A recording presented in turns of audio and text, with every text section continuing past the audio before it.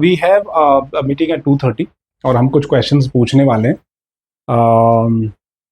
And this we are asking directly asking to the management. ये questions कौन से होने चाहिए, स्ट्रक्चर क्या है इन क्वेश्चंस का। So we are evaluating a company and we are rather assisting someone in evaluating a company. This is not for ourself.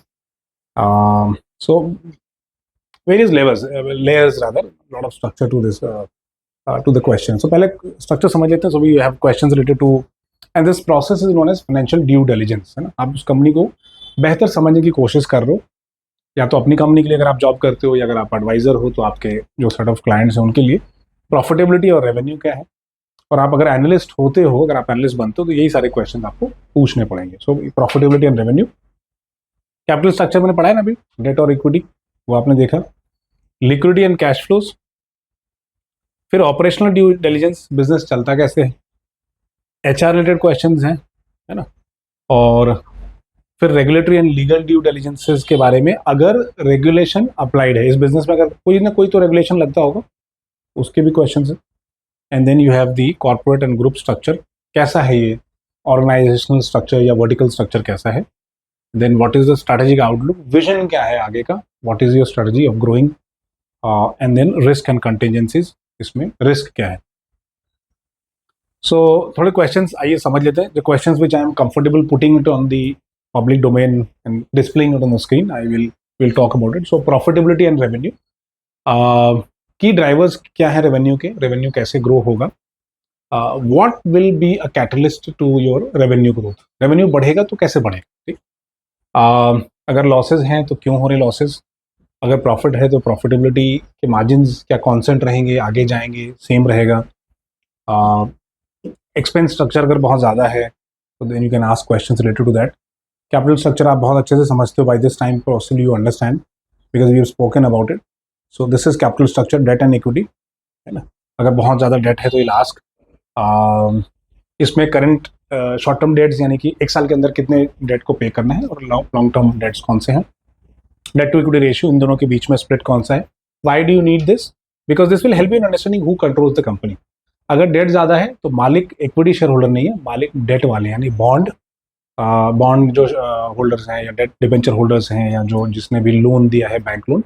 So if this purposely drawn a 50-50 share in this one, it's split into half.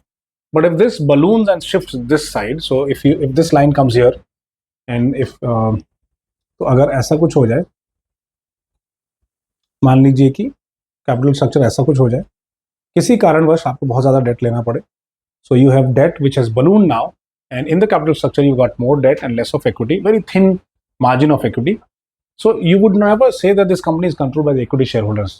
This effectively means that the company is controlled by these guys. इनके मालिक ये हैं, real मालिकाना जो है, हक जो है इनके पास है, इक्विटी शेयर होल्डर्स के पास नहीं. So this you will ask what is the structure, debt to equity ratio क्या है, और अगर बहुत ज़्यादा है तो आपका प्लान क्या है आगे कम करने का. So do you plan to reduce the debt to equity, if yes then how will you plan, ये पैसा आप रेज करो उसे करोगे क्या, डेट टू इक्विटी कम होगी कि नहीं होगी, will it come back here और not. These are the questions I will be asking. फिर लिक्विडिटी और कैश फ्लो, और आपको पता है कि इसको सॉल्वेंसी रेशियो बोलते हैं. सॉल्वेंट यानी कि लॉन्ग टर्म में, आज से 10 साल बाद ये कंपनी टिकेगी कि नहीं टिकेगी. लिक्विडिटी यानी कि शॉर्ट रन में, यानी कि लेस देन 1 ईयर में कंपनी के पास जो भी वर्किंग कैपिटल लिए हैं, ठीक, वो क्या सिचुएशन है, और अगर कैश कन्वर्जन साइकिल क्या है, कितनी जल्दी आप पैसा जो है कैश में कन्वर्ट करते हो in your bank. Now nothing is in form of a cash, specially after demonetisation, लेकिन कितनी जल्दी जब से आप रॉ मटेरियल लेते हो और आप उसको सेल्स करते हो और आप पैसा कलेक्ट करते हो, कितने टाइम फ्रेम में आप पैसा अपने अकाउंट में लेकर आते हो. सो कैश कन्वर्जन साइकिल क्या है, those kind of questions you can ask to the management.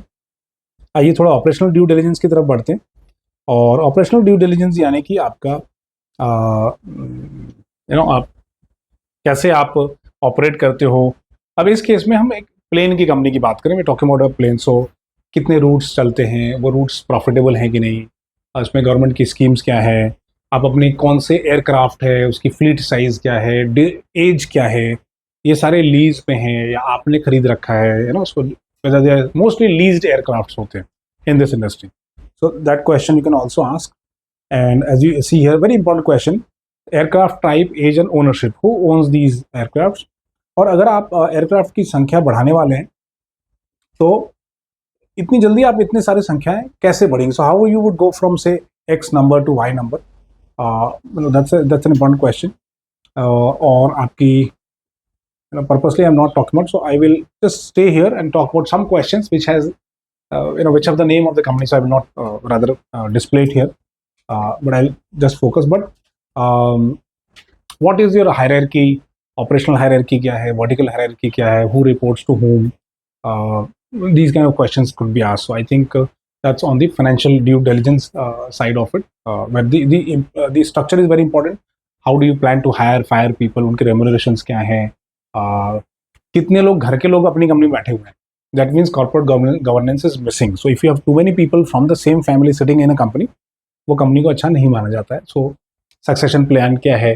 से फॉर एग्जाम्पल अगर प्रमोटर की एज 60 ईयर्स हो गई, 70 ईयर्स हो गई है और आपको दिख रहा है कि उसका कोई उस मीटिंग में कोई उनका जो है फैमिली मेंबर पार्टिसिपेट नहीं कर रहा, so the next question which obviously थोड़ा सा वो केयरफुल होना पड़ेगा, ईगो हर्ट ना हो, but once you are about 1 hour into the meeting already, you can ask these questions to them कि बॉस सक्सेशन प्लान क्या है? Who will carry forward this business? Do you have sons or daughters who are participating in this business, or you have daughter-in-law or son-in-law who will take care of this business? Do you plan to get a professional management into place to run the business? क्योंकि कई बार आप देखेंगे कि professional management नहीं होता है और घर वाले ही business चला रहे होते हैं. So these kind of questions should be asked, especially on the succession plan है, which is very important question. और हम पूना में जो देख रहे हैं 150-200 करोड़ की कंपनी है. फादर ने मतलब फर्स्ट जनरेशन ने खुद से खड़ा किया है और सेकेंड जनरेशन जो है अपने हाथ काले नहीं करना चाहता है. So they want to sit in AC offices, they don't want to spend their time in a noisy environment. उस केस में सक्सेशन प्लान जो है वो हम we are helping them build them.